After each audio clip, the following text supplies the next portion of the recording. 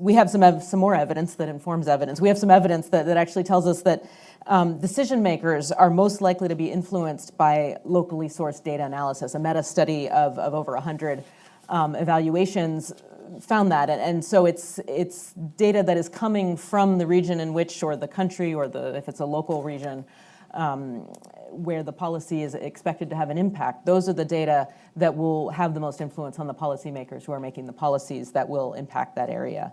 But of course, having that locally generated evidence and locally generated analysis requires the capacity to do that evidence and to do that analysis. And I think there is significant capacity for that, both in Africa and in the other places around the world where we work.